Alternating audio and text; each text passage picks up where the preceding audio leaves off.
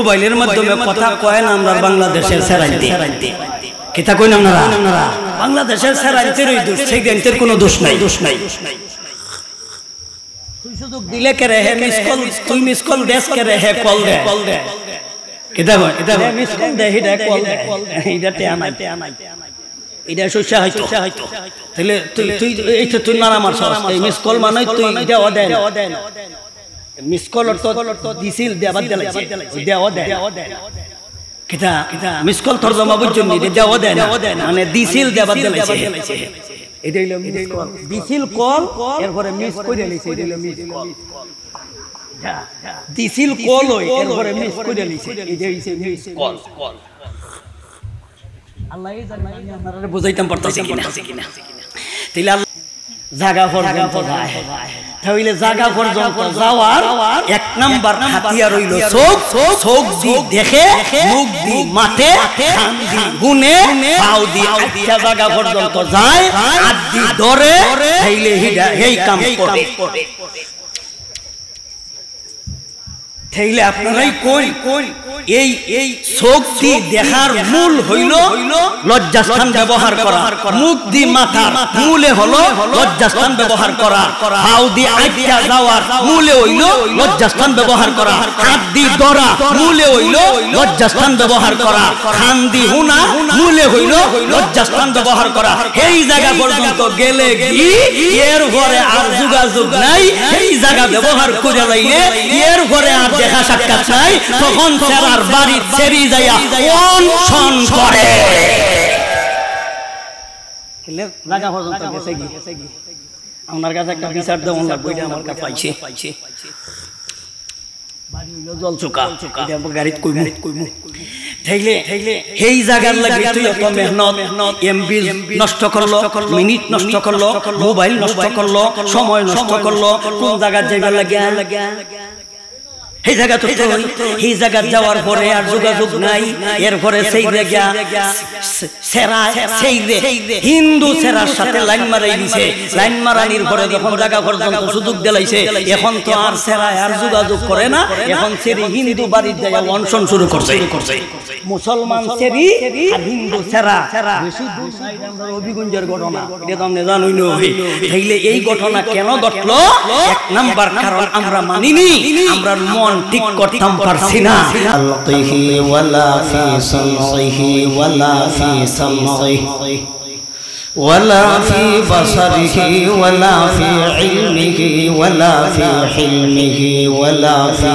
কুদরাহ লাইসা কামিসলিহি শাই ثم نشهد أن سيدنا وسندنا وحبيبنا وحبيب ربنا ومولانا محمدا عبده ورسوله الذي أرسله بالهدى ودين الحق ليظهره على الدين كله وكفى بالله شهيدا فصلى الله تعالى عليه وعلى آله وأصحابه وأزواجه وذرياته وأهل بيته وأتباعه إلى يوم الدين أما بعد فأعوذ بالله من الشيطان الرجيم بسم الله الرحمن الرحيم يا أيها الذين آمنوا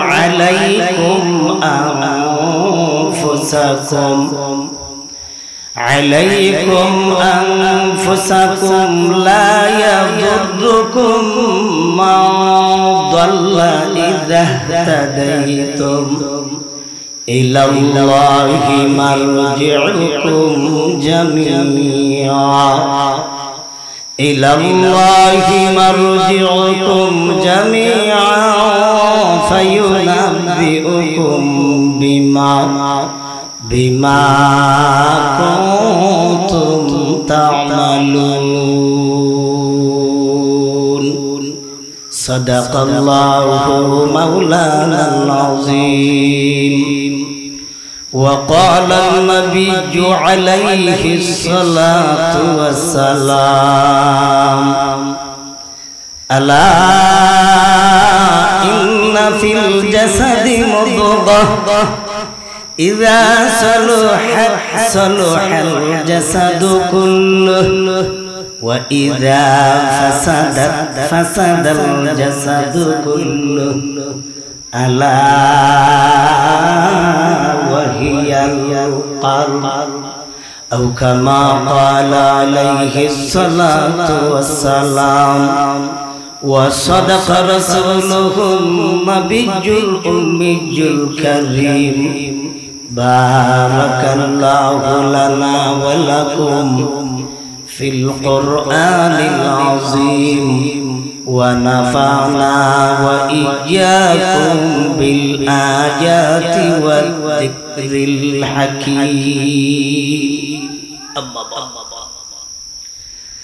সিনাকান্দি জামিয়া হুসাইনিয়া দারুল উলুম মাদ্রাসা ওয়াজ ও দোয়ার মাহফিলের অত্যন্ত শ্রদ্ধাভাজন সভাপতি শাকির দিগের মুআজ্জাজ মুকাররম হযরত উলামায়ে কেরাম মুরব্বিয়ান আযম যুবক ভাই সব আড়ালের পর্দানিশী মা ও বোন উপস্থিত দিনদরদি মুসলমান ভাই সব আপনারা সন্ধ্যা থেকে নিয়ে এই পর্যন্ত কোরআন ও হাদিসের আলোচনা শুনে আসছেন, আরো শোনার জন্য আগ্রহের সহিত বসে আছেন। আমি আপনাদের সামনে আল্লাহর পবিত্র কালামে সূরা মায়েদা 105 নম্বর আয়াত আপনাদের সামনে তিলাওয়াত করেছি। নবীজির অসংখ্য গণিত হাদিস সমূহ থেকে একখানা হাদিস পাঠ করেছি। এই আয়াতের আলোকে নবীজির এই হাদিস থেকে সামনে রেখে তাফসীরি হাইসিয়তে আমরা অল্প কিছু আলোচনা করব। আল্লাহ যেন আপনাদেরকে আমলের নিয়তে শোনা, আমাকে যেন আল্লাহ আমলের নিয়তে বলার তৌফিক দান করেন। সবে বলি আমিন। আমরা যে আয়াত তিলাওয়াত করেছি, এই আয়াতের তাফসীর বা ব্যাখ্যা শুরু করার আগে এই আয়াতটা কেন নাজিল হলো আমরা আগে কারণটাকে বুঝি। এরপরে আমরা আয়াতটাকে 4 ভাগে ভাগ করব। এক একটা ভাগে আমরা এক একটা বিষয় নিয়ে আলোচনা করব ইনশাআল্লাহ। সংক্ষেপে আমরা কারণটা বুঝি। যতক্ষণ পর্যন্ত কারণ বুঝবো না, এতক্ষণ পর্যন্ত আয়াতের ব্যাখ্যা, আয়াতের তাফসীর, আয়াতের তরজমা আমাদের বোঝাটা কঠিন। তাই আপনারা সহজে বোঝার জন্য, আমিও সহজে বোঝানোর জন্য আমরা সর্বপ্রথম কারণটাকে বুঝি। আল্লাহর নবীজির যেই সময় জীবিত ছিলেন, তখনকার সময় যারা নও মুসলিম নতুন মুসলমান হয়েছিলেন, এদেরকে আমরা সাহাবায়ে কেরাম চিনি। এই মাত্র নতুন ইসলাম গ্রহণ করেছেন, এখন পর্যন্ত এরা ইসলামের বিধিবিধান সম্পর্কে অবগত নয়। এই সময় যারা নতুন ইসলাম গ্রহণ করেছিলেন, তাদের মধ্যে 3 ধরনের ক্ষতির আশঙ্কা তার অন্তরে দেখা দিল।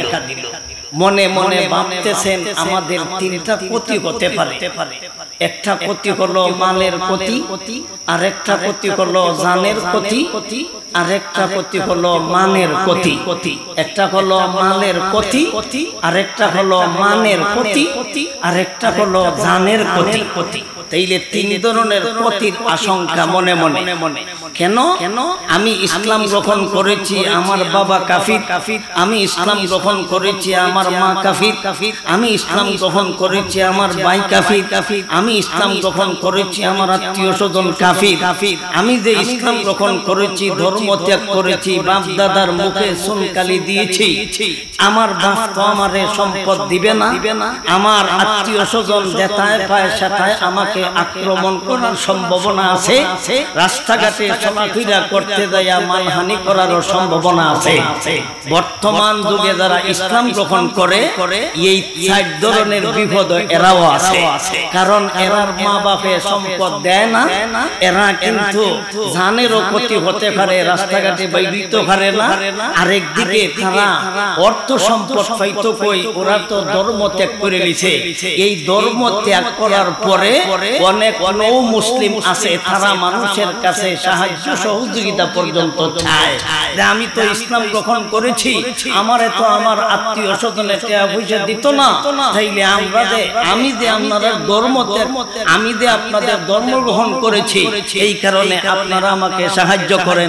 প্রায় মসজিদেই দেখি একজন না দুইজন তিনজন, প্রায় মসজিদেই আমি যেই জায়গাতে জুমা পড়াই প্রায় জুমাতেই আমি দেখি 2-4 জন নৌ মুসলিম আছে। আইসা আমাকে বলা হয় যে হুজুর নতুন ইসলাম গ্রহণ করেছে, তার জন্য কিছু সহযোগিতা চাইয়েন। তাইলে বর্তমান যুগেও কিছু মুসলমান নতুন ইসলাম গ্রহণ করার পরে মানুষের কাছে যাইয়া চায়, কেন? ওনার বাপের কাছ থেকে সম্পদ পাইতো না এবং ওনার বাবা সম্পদ দিত না। এই জাতীয় সমস্যা তখনও ছিল, বর্তমানও আছে। তাইলে নবীজির যুগে যারা ইসলাম গ্রহণ করেছে তাদেরও তিন ধরনের ক্ষতির আশঙ্কা মনে মনে। এই কথাটা তারা কয়েকজনে নবীদের কাছে এসে ব্যক্ত করলেন, দেখো হুজুর আমি ইসলাম গ্রহণ করেছি, আমি সম্মুখী ভাবে আমি ইসলাম গ্রহণ করেছি, আমার তো মানহানির সম্ভাবনা আছে, আমি ইসলাম গ্রহণ করার কারণে আমার তো জান যাওয়ারও সম্ভাবনা আছে। এখন কোন পথে যাই, পথটা কি আপনি বাতাইয়া দিন। এদের মনের ভিতরে যে ক্ষতির আশঙ্কা, এদেরকে আল্লাহ সান্ত্বনা দেওয়ার জন্য কিয়ামত পর্যন্ত যারা ইসলাম গ্রহণ করবে, এদের মনেও যদি এই তিন ধরনের ক্ষতির আশঙ্কা থাকে, আল্লাহ তাদেরকেও সান্ত্বনা দেওয়ার জন্য আমার তিলাওয়াতকৃত সূরা মায়েদার 105 নম্বর আয়াতখানা আল্লাহ নাযিল করিলেন। এই হইল এই আয়াত নাযিলের কারণ। এখন আসুন আমরা আয়াতটাকে 4 ভাগে ভাগ করি। কয় ভাগে? 4 ভাগে ভাগ করি। আল্লাহ বলে يا أيها الذين آمنوا عليكم أنفسكم। এই হইল আয়াতের প্রথম ভাগ। لا يضركم من ضل إذا اهتديتم। এই হইল আয়াতের দ্বিতীয় ভাগ। ইলাল্লাহি মারজিউকুম জামিআ। এই হলো আয়াতের তৃতীয় ভাগ। ফায়ুনাব্বিউকুম বিমা কুনতুম তা'মালুন। এই হলো আয়াতের চতুর্থ ভাগ। আয়াত তিলাওয়াত করলাম একটা, ভাগ করলাম কয় ভাগে? 4 ভাগে। প্রথম ভাগে একটা বিষয়, দ্বিতীয় ভাগে আরেকটা বিষয়, তৃতীয় ভাগে আরেকটা বিষয়, চতুর্থ ভাগে আরেকটা বিষয়। আমরা যদি 4টা ভাগের আলোচনা করি, কমসে কম 4টা অধিবেশনের প্রয়োজন। আমরা তো 4 অধিবেশন দিতে পারতাম না, অধিবেশনই মাত্র একটা, তাইলে আমরা লম্বা আলোচনা করতাম না। আমরা প্রথম অংশের আলোচনা করব, আর যদি আল্লাহ কোনদিন আবার হায়াতে জিন্দেগিতে বাঁচায় বাকি অংশ আলোচনা করব। কিন্তু আমরা প্রথম অংশই আলোচনা করব, দ্বিতীয় অংশ যাইতে পারতাম না। আমি আশা করি না, কারণ ইরাই তুই লাগবো প্রথম অংশ, দ্বিতীয় অংশ কোন সময় যাইব। যদি আমরা প্রথম অংশটা শুরু করি। আল্লাহ ইমানদারদেরকে সম্বোধন করেছেন সারা পৃথিবীর সব ইমানদার, কিন্তু অভিযোগ করলো কয়েকজনে, কিন্তু সমাধা হইল সারা পৃথিবীর ইমানদারে। যারা ঈমান গ্রহণ করেছে সমাধা সমস্ত ইমানদারদেরকে, ভবিষ্যতে যারা আসবে, অতীতে যারা ছিল, এদেরকে আল্লাহ ডাইরেক্ট সম্বোধন করলেন, কিন্তু ইনডাইরেক্ট ছিল তারা, ডাইরেক্ট হলো সারা পৃথিবীর ইমানদার। আল্লাহ বলেন ইয়া আইয়ুহাল্লাযীনা আমানু, হে ইমানদারের দলেরা, আলাইকুম আনফুসাকুম, আলাইকুম অর্থ তোমাদের উপর অত্যাবশ্যক জরুরি। তাইলে তোমাদের উপর অত্যাবশ্যক জরুরি হলো তোমাদের নফস, তোমাদের মন ঠিক করা। তোমরা যেই দিকে তাকানির দরকার, যেটা ঠিক করার দরকার, এই দিকে তোমরা লক্ষ্য না করিয়া তোমরা লক্ষ্য করছো তিন দিকে। একটা হলো মালের দিকে লক্ষ্য করছো, আরেকটা হলো জানের দিকে লক্ষ্য করছো, আরেকটা হলো মানের দিকে লক্ষ্য করছো। অথচ এই তিন অভিযোগ নিয়ে আমার নবীর দরবারে গিয়েছ, এই তিনটার মালিক মূলত তোমরা নাই। ওই জানের মালিকও তোমরা নাই, মালের মালিকও তোমরা নাই, মানের মালিকও তোমরা নাই। মানও একক মালিক আমি আল্লাহ, জানের মালিকও একক আমি আল্লাহ, মালের মালিকও একক আমি আল্লাহ। যেটা দেখার বিষয় এটা না দেখা যেটার মালিক আরেকজন, এই চিন্তা করো কেন? তোমাদের জন্য মালের দেখার বিষয় নয়, জান দেখার বিষয় নয়, মান দেখার বিষয় নয়। মান আমি আল্লাহ দিব, মাল আমি আল্লাহ দিব, জান রক্ষা আমি আল্লাহ করব। তিনটা তোমরা পাইবাই যদি একটা কাজ করো। এই কাজটা হলো তোমরা আগে তোমাদের মনটারে ঠিক করো। তাইলে কি ঠিক করতে হয়? মন ঠিক করতে হয়। তাইলে মন ঠিক করলে আমরা তিনটা জিনিস পাইমু। কয়টা জিনিস? তিনটা। মন ঠিক থাকলে মাল পাইমু, মন ঠিক থাকলে আমাদের নিরাপত্তা পাইমু, মন ঠিক থাকলে আমাদের মান পাইমু। তাইলে মান দেওয়ার মালিকও আল্লাহ, মাল দেওয়ার মালিকও আল্লাহ, জান হেফাজত করার মালিক কে? তাইলে তিনটার মালিক ওই মূলত আমরা। টেনশন আমরা করতেছি বর্তমানেও এই তিনটার লাগে আমরা সারা দিন রাত ঘুম নাই। মাল ভাইতাম, জান হেফাজত থাকতো, আর মান ভাইতাম। কিতা কই আমরা এই তিনটার লাগে তো আমরা সারা দিন রাত ব্যস্ত। আমরা মাল ভাইতাম, আমরা মান ভাইতাম, আর আমরা নিরাপত্তা পাইতাম। এই তিন জিনিসের লাগে বর্তমানে আমরাও ব্যস্ত। এই তিনটা জিনিস পাওয়া যাইব কয়টা দিন, কয় কাম করলে এক কাম, কয় কাম এক কাম। সভাপতিরে দেও। আমরা আজকে একজন মেহমান নিয়ে আইছি, আমাদের বানিয়া সঙ্গে থানার কৃতি সন্তান, আপনার মেহমানের মতো, আমরা ভাইজানের মতো। তাইলে ওনারে যদিও রাজনৈতিক উনি ব্যস্ত, কিন্তু মূলত কিন্তু ছিলেন আমার লাইনে। কিন্তু উনি এই লাইনে যাওয়ার পরে হয়তো আমাদের চাইতে একটু আলাদা, কিন্তু উনি আবার আলেম। বুঝা যারা আলেম যদি হয় এবং হালাল কোনটা, হারাম কোনটা, বৈধ কোনটা, অবৈধ কোনটা, জায়েজ কোনটা, না জায়েজ কোনটা, এটা জানা বুঝা যদি যারা রাজনীতি করে, তাইলে এরা কোনোদিন রাজনীতি নামে দুর্নীতি করতো না। কিন্তু অতীতে যাদেরকে দেখলাম এরা বলায়া গেছে, একজন আলেম ছিল বইলা আমার জানা নাই। মূল কারণ এটাই হইছে, এই কারণে আমরা ভাই না ব্যাস কিনার টাকা, আর ওরা ভাই না টাকা রাখার জায়গা। আমরা ভাই না এইদিকে ব্যাস কিনার টাকা, এরা ভাই না টাকা রাখার জায়গা, টাকার মধ্যে ঘুমায়। আর আমরা এইদিকে কেতাবালি ভাই না ঘুমাইতাম।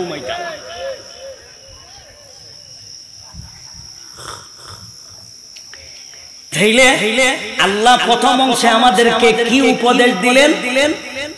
ইয়া আইয়ুহাল্লাযীনা আমানু আলাইকুম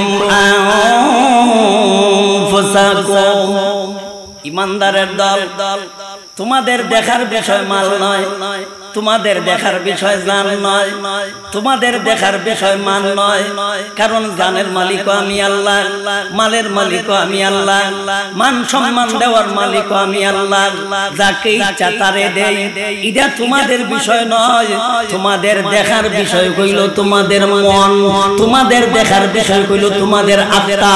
তোমরা তোমাদের আত্মাটাকে সংশোধন করো, তোমরা তোমাদের মনটারে সংশোধন করো, তোমরা তোমাদের মনটারে ঠিক করো, তোমরা তোমাদের মনটারে সুস্থ করো, তোমরা তোমাদের মনটারে পবিত্র করো, তোমরা তোমাদের মনটারে পরিষ্কার করো।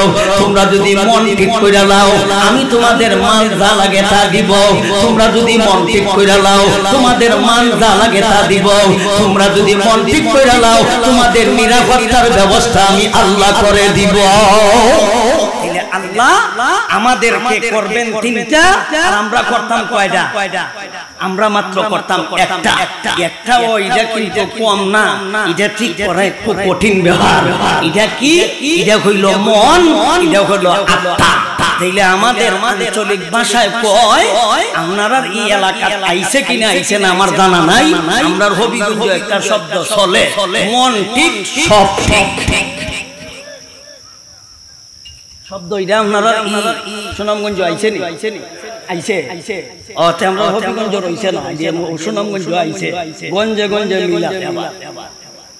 দেখো দেখো, আমরার বাড়ি হবিগঞ্জ আর আইছি সুনামগঞ্জ, গঞ্জে গঞ্জে মিলা। থাইলে মন ঠিক ঠিক কন্যা দিকে মন ঠিক ঠিক, হ্যাঁ সব ঠিক।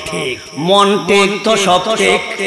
আল্লাহ সলতার দর্শে আল্লাহ বলেন, ইয়া আইয়ুহাল্লাযীনা আমানু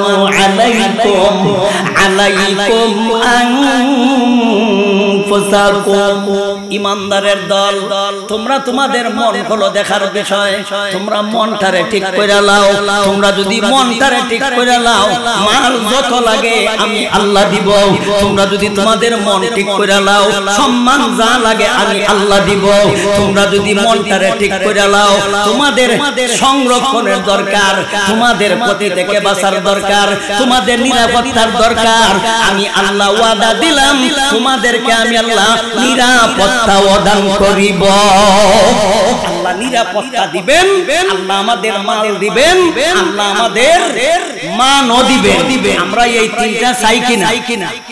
চাইনি। তাহলে এই তিনটা যদি পাইতে চান, মাল পাইতে চাও মন ঠিক কইরা লাও, মাল পাইতে চাও মন ঠিক কইরা লাও, হেফাজত থাকতে চাও, নিরাপত্তা চাও, মন ঠিক কইরা লাও। পরে ইনশাআল্লাহ বলছে, 2 নম্বর ইনশাআল্লাহ বলছে, লা ইয়াদুরুকুম মান দাল্লা ইযা তাদাইতুম। কেউ তোমাদের ক্ষতি করতে পারবে না, মালেরও কেউ ক্ষতি করতে পারবে না, জানেরও কেউ ক্ষতি করতে পারবে না, এমনকি মানেরও ক্ষতি করতে পারবে না। যদি তুমি একটা জিনিস করতে পারো, তুমি যদি তোমার মনটারে ঠিক করতে পারবো, তাইলে তোমার জানেরও ক্ষতি কেউ করতে পারবে না, মালেরও ক্ষতি কেউ করতে পারবে না, এমনকি তোমার মানেরও কেউ ক্ষতি করতে পারবে না। তোমার কাম হলো একটা, ইমানদারের দল, তোমাদের দেখার বিষয় হইল তোমাদের মন, দেখার বিষয় হইল তোমাদের আত্মা। বাংলা ভাষায় তাকে বলে আত্মশুদ্ধি। তোমরা তোমাদের আগে তোমাদের আত্মাটাকে শুদ্ধ করো, তোমাদের আত্মাটাকে শুদ্ধ করো, তাইলে দেখবেন মালের অভাব নাই। আত্মাটা শুদ্ধ করো, সম্মানের অভাব নাই। আত্মাটা শুদ্ধ করো, নিরাপত্তারও অভাব নাই। তাইলে ইমানদার দেখতো কোনটা আর দেখে কোনটা, ইমানদার করতো কোনটা আর করে কোনটা। অথচ মালের মালিক হই নাই, মালের পিছে দৌড়াই, জানের মালিক হই নাই, জানের পিছে দৌড়াই, মানের মালিক হই নাই, মানের পিছে দৌড়াই। মান দুনিয়ার কেউ দিতে পারবে না, দেনেওয়ালা একমাত্র আল্লাহ। মাল কেউ দিতে পারবে না, দেনেওয়ালা একমাত্র আল্লাহ। হেফাজত কেউ করতে পারবে না, দেওয়ার মালিক একমাত্র আল্লাহ। আল্লাহ যদি ইজ্জত না দেয়, মাল লইলেই কি কাম হয়? মাল ফালাইয়া কত বেড আইন দিয়ে কি পরিমাণ মোটা মোটা মানি আছি, মন্ত্রী আছি, এরারে আজ পর্যন্ত আপনার দূরবীন পূজা হইতাছে, পাওয়া যাইতাছে। এত বড় মালওয়ালা, এত বড় মানি মন্ত্রী, এরা রে পাওয়া যায় না কেন লাগিয়া? কারণ হইল এরা তাদের মন ঠিক করছে না, কারণ মনের ভিতরে দুর্নীতির কোম্পানি আছিল, এই কারণে তারা খুঁজে পাওয়া যাইতেছে না। তাহলে মান দেওয়ার মালিককে, মাল দেওয়ার মালিককে, নিরাপত্তা দেওয়ার মালিককে। নিরাপত্তার কথা ডাইরেক্ট এক আয়াতে আল্লাহ বলেছে, وعد الله الذين آمنوا منكم وعملوا الصالحات ليستخلفنهم في الأرض كما استخلف الذين من قبلهم وليمكنن لهم دينهم الذي ارتضى لهم وليبدلنهم من بعد خوفهم أمنا। আল্লাহ নিজেই বলেছেন আমি ওয়াদা দিলাম তোমাদের নিরাপত্তা দিব। তাইলে নিরাপত্তা দেওয়ার দায়িত্ব কার হাতে? আল্লাহর হাতে। তাইলে আমরা কে লাগে কই আমার নিরাপত্তা তুমি দিও, আমার নিরাপত্তা তুমি দিও, তাইলে বোঝা গেল তোমার মনও ভেজাল আছে, কোনানো ভেজাল আছে। তাইলে নিরাপত্তা চাইতাম কই আর চাই কই? চাইতাম আল্লাহর কাছে, চাই মানুষের কাছে, চাইতাম আল্লাহর কাছে, চাই পুলিশের কাছে, চাইতাম আল্লাহর কাছে, চাই ওসির কাছে, চাইতাম আল্লাহর কাছে, চাই এসপির কাছে, চাইতাম আল্লাহর কাছে, চাই নেতার কাছে, চাইতাম আল্লাহর কাছে, চাই নেত্রীর কাছে। সেই নিরাপত্তার দায়িত্ব একমাত্র আল্লাহ। আল্লাহ আমাদেরকে কি দিলেন উপদেশ? মন ঠিক করো। তাহলে মন ঠিক করার কথা যেহেতু আল্লাহ বলেছেন, তাইলে বোঝা গেল মন বেজাল হয়। কেটা কই না আপনারা? মন নষ্ট হয়। তাহলে মনটা নষ্ট হয় কেমনে? এই নষ্ট হওয়ারে হাদিসের ভাষায় বলা হয় এক একটা গুনাহ, এক একটা গুনাহকেই কোরআন হাদিসের ভাষায় এক একটা রূপ বোঝানো হয়েছে। একটা রূপ, এক একটা গুনাহকে একটা রূপ বলা হয়েছে। রূপ তো একটা না, বহু রূপ আছে। এটা কই না আপনারা? একটা মাথা ব্যথা এটা একটা রূপ, চোখ ব্যথা এটা একটা রূপ, শরীর ব্যথা একটা রূপ, জ্বর একটা রূপ, এমনকি আপনার ফুরা একটা রূপ, ক্যান্সার একটা রূপ, অ্যালার্জি একটা রূপ, কত জাতের রোগ আছে। এইলে এক একটা গুনাহকে কোরআন হাদিসের ভাষায় এক একটা রূপ বলা হয়েছে। এই রূপটা মানুষের কলবে হয়, মানুষের রূপটা দেহের মধ্যেও হয়, আরো এক জাতের রোগ আছে কলবের মধ্যে হয়।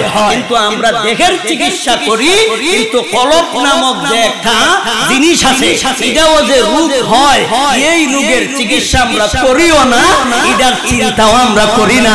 এই চিন্তা না করার কারণে আমরা দেহের চিকিৎসা করার জন্য বাহিরে যাই, দেহের চিকিৎসা করার জন্য মাদ্রাজ যাই, দেহের চিকিৎসা করার জন্য লন্ডন আমেরিকা যাই, দেহের চিকিৎসা করার জন্য আমরা সিঙ্গাপুরে যাই। কিন্তু দেহের রোগের চাইতে মারাত্মক রোগ হয়েছে কলবে, কিন্তু বাড়ির পাশে ডাক্তার আছে, তার কাছে আমরা যাই না। আমরা যে রোগ হইছে তাও জানি না, চিকিৎসা করতে হবে তাও জানি না, কোথায় করতে হবে তাও জানি না। এখন আমরা বুঝি আমাদের কলবের মধ্যে রোগ হয় কিনা।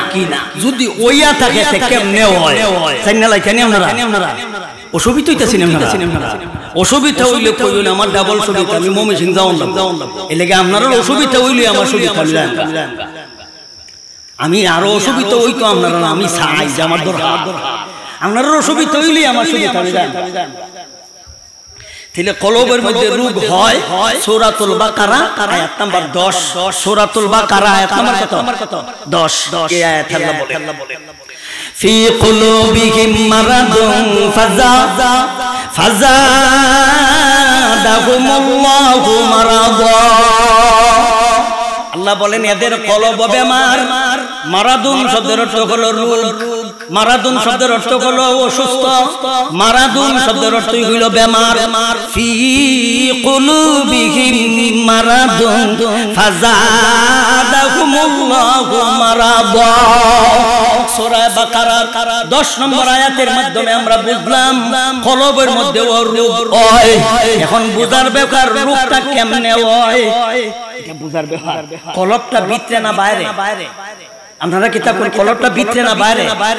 ভিতরে। এইলে কলবটা যেহেতু ভিতরে, এইলে এর এর বাহিরে কলবের সাইডে দিয়া চামড়া আছে, গোশত আছে, হাড্ডি আছে, এতগুলি বাউন্ডারি, এতগুলি আপনার দলাল, এতগুলি পর্দা সারি দিয়া এত ভিতরে এই রূপটা গেল কেন? এটা একটা বোঝার ব্যাপার। শারীরিক ডাক্তার যারা সাইন্সে লেখাপড়া করছে এরাও কিন্তু শরীরের মধ্যে রোগ হইলেও ঠেস ছাড়া দত্ত করে না, কিন্তু লেগিয়া দেখা দেয় কি জানেননি? বিশেষজ্ঞ ডাক্তার, বিশেষজ্ঞ ডাক্তার, এত বড় বিশেষজ্ঞ ডাক্তার ঠেস ছাড়া রোগ দত্তই পারে না, উনি আবার বিশেষজ্ঞ। উনি কি বিশেষজ্ঞ, এত বড় বিশেষজ্ঞ, অতটা যাওয়ার পরেই আপনার দায়িত্ব 10-12টা টেস্ট। তুই অত টেস্ট দিলে তে নাম কে লেগে বিশেষজ্ঞ ডাক্তার লেখা দিতে যা আমার কোনো গুণ হই নাই, যা গুণ হইল সব কম্পিউটারে। আচ্ছা যাই হোক, একজনের মাথায় ব্যথা, মাথা যখন ব্যথা, অনেক ডাক্তার দেখাইছে, মাথা ব্যথার রোগ আর সারে না, অনেক ঔষধ খাইছে, রোগ আর সারে না। জানছে বালা একজন ডাক্তার আইছে, যাই কষ্ট মষ্ট করে একটা সিরিয়াল লইছে, এতগুলি প্রেসক্রিপশন লইয়া এই স্যারকে দেখাইছে। দেখানির পরে কইল, স্যার দেখেন এতগুলি ঔষধ খাইছি কিন্তু মাথা ব্যথা কমাইতাম পারি না। ডাক্তার বলতা, স্যার তোমার ঔষধ দেখতাছি না, আমি একটা টেস্ট দেই, ওই দিলাইছে আরেকবার টেস্ট। এই টেস্ট দেওয়ার পরে টেস্টটা কইটা আমারে দেখাই, কিন্তু উনি টেস্ট দিছে কোন জায়গা জানেননি? উনি কিন্তু বিজ্ঞ ডাক্তার, উনি বিজ্ঞ ডাক্তার হওয়ার কারণে মাথা টেস্ট দিছে না, টেস্ট দিছে চৌকো। কোথায় ব্যথা, ব্যথা কোথায়? টেস্ট দিছে কোথায়? চোখে। চৌকো টেস্ট দেওয়ার পরে উনি যখন রিপোর্ট দেখাইলো, তখন উনি রিপোর্ট দেখিয়া ঔষধ দেখছে না, ট্যাবলেটও দিছে না, ইনজেকশনও দিছে না, লিখা দিছে একটা চশমা। চৌকো চশমা দেও, মাথা ব্যথা যাইব গা। তাইলে আপনারাই কোন ব্যথা হইছে কই? মাথায়। ঔষধ দিছে কোথায়? চৌকো। তাইলে চোখে কি দুষ্কন্দ? রোগ হইছে এক জায়গায়। চশমাটা আমি খুতবায় পাঠ করছিলাম, আল্লাহর পয়গম্বর বলে, আলা ইন্না ফিল জাসাদি মুদগা ইযা সালুহাত সালুহাল জাসাদু কুল্লু ওয়া ইযা ফাসাদাত ফাসাদাল জাসাদু কুল্লু আলা ওয়াহিয়াল কলব। নবী বলেন, সাবধান আমার উম্মত মুসলমানের দলেরা, তোমাদের দেহের ভিতরে, তোমাদের শরীরের মধ্যে ছোট্ট একটা গোশতের টুকরা আছে। এই গোশতের টুকরাটা যদি সুস্থ থাকে, তোমাদের মাথা থেকে নিয়ে পা পর্যন্ত অল বডিটা সুস্থ থাকবে। তোমাদের এই গোশতের টুকরাটা যদি অসুস্থ হইয়া যায়, এই গোশতের টুকরাটা যদি নষ্ট হইয়া যায়, তোমাদের মাথা থেকে নিয়ে পা পর্যন্ত অল বডিটা নষ্ট হয়ে যাবে। তোমরা যদি তোমাদের অল বডিটাও ঠিক রাখতে চাও, অল বডিটা সুস্থ রাখতে চাও, তাইলে তোমাদের ছোট্ট যে গোশতটা আছে, এই গোশতটারে ঠিক কইরা লাও। এই গোশতটার নামই হইল আলা ওয়াহিয়াল কলব। এই গোশতটার নামই হইল কলব, যাকে বাংলা ভাষায় আত্মা বলা হয়। এই গোশতটা হলো কলব, এই গোশতটা ঠিক রাখতে লাও, তাইলে মন ঠিক কেতা কই না আপনারা? মন ঠিক, হ্যাঁ সব ঠিক। তাইলে এখন আমরা বুঝলাম মন এটা নষ্ট হয়, এখন কেমনে নষ্ট হয় এবং কিভাবে নষ্ট হয়, কোন পদ্ধতিতে নষ্ট হয়, আর নষ্ট হইলে কি হইব, আর এটা নষ্ট না হইলে সুবিধাটা কি হইব, এই আলোচনা কইরি আজকে লাগি শেষ করে লইব। আমরা তিনটা প্রশ্নের উত্তর বুঝি। 1 নম্বর, নষ্ট হয় কিভাবে? 2 নম্বর, নষ্ট হইলে এটার অবস্থাটা কি থাকবে? 3 নম্বর, আমরা যদি এটা নষ্ট আপনার সুস্থ রাখি, তাইলে আমাদের লাভটা কি হবে? কয়টা কইলাম? 3টা। 1 নাম্বার, নষ্ট হয় কেমনে এটা বুঝালাই, রোগ হয় কিভাবে বুঝালাই। বড় ডাক্তারে যদি মাথা ব্যথা হইলে যদি চৌকের টেস্ট দেয়, উনি যদি বড় হয়, তাহলে আমাদের যে উলামা একরাম কলবের এই রোগ ধরতে যাইয়া এরাও অনেক ধরনের টেস্ট দেয়, অনেক ধরনের আপনার পরীক্ষা নিরীক্ষা দেয়। এই পরীক্ষায় নিরীক্ষায় যদি পাওয়া যায় যে ওনার এই কলব রোগ এইভাবে হইছে, তখন এই যেইভাবে হইছে, যেই পদ্ধতিতে হইছে, যেইখানে হইছে, এইভাবে চিকিৎসা করলেই কলবটা ঠিক হয়ে যাবে, এইভাবে চিকিৎসাটা করলেই মনটা ঠিক হয়ে যাবে। তাইলে আমরা এখন বুঝার ব্যাপার, আমাদের কলবটা নষ্ট হয় কেমনে, বোঝার ব্যাপার মনটা নষ্ট হয় কেমনে, আমরা আরেকখানা আয়াতের মাধ্যমে বুঝি। এক আয়াতে আল্লাহ বলেন, কুল লিল মুমিনিনা ইয়াগুদ্দু মিন আবসারিহিম ওয়া ইয়াহফাযু ফুরুজাহুম যালিকা যাকা লাহুম। আল্লাহর পয়গম্বরকে আল্লাহ সম্বোধন করে বলেন, হাবিব আমার, আপনার মুমিন পুরুষদেরকে বলে দিন, যারা ঈমান গ্রহণ করেছে পুরুষের দল, এদেরকে আপনি বলে দিন, এরা যদি তাদের মনটাকে ঠিক রাখতে চায়, এরা যদি তাদের আত্মাটাকে শুদ্ধ করতে চায়, এরা যদি তাদের কলবটাকে শুদ্ধ রাখতে চায়, তাইলে এক নম্বর আদেশ দেন এরা যেন তাদের চোখটাকে ঠিক করে লায়, এরা দুই নম্বরের আদেশ দেন এরা যেন তাদের লজ্জাস্থানকে ঠিক করে লায়, এদের লজ্জাস্থান যদি সংশোধন করে লায়, এদের চক্ষুটারে যদি সংশোধন করে লায়, যালিকা যাকা লাহুম, এটাই হইল তাদের আত্মাটারে সংশোধন করার ব্যবস্থা। আত্মাটা নষ্ট হয় চোখের মাধ্যমে, আত্মাটা নষ্ট হয় আমরা লজ্জাস্থানের মাধ্যমে। তাইলে আপনারাই বলেন আত্মাটা আছে কোথায়? কলবটা আছে হইল ভিতরে, চোখ কি ভিতরে? আপনারা কেতা কই চোখ কি ভিতরে না বাইরে? তাইলে দেখেন কলবের সাথে চোখের সম্পর্ক হইছে নি? হইছে। কারণ চোখ দিয়া যখন দেখে, চোখ দিয়া যখন দেখে তখন আঘাত পায় কলবে, নষ্ট হয় কলব। তাইলে চোখের মাধ্যমে কলব নষ্ট হয়, মুখের মাধ্যমে কলব নষ্ট হয়, কানের মাধ্যমে কলব নষ্ট হয়, হাতের মাধ্যমে কলব নষ্ট হয়, পায়ের মাধ্যমে কলব নষ্ট হয়, লজ্জাস্থানের মাধ্যমে কলব নষ্ট হয়। তাইলে এই আয়াতের মাধ্যমে আমরা আরো চারটা জিনিস পাইলাম। একটা জিনিস পাইলাম চক্ষু, আর একটা জিনিস পাইলাম আমরা লজ্জাস্থান। এটা ছাড়াও আরো চারটা আছে। একটা কইল মুখ, আর একটা কইল কান, আর একটা কইল হাত, আর একটা কইল ঠ্যাং। চোখ যা দেখে, মুখ দি মাতে, কান দি শুনে, পাও দি আটে, হাত দি ধরে,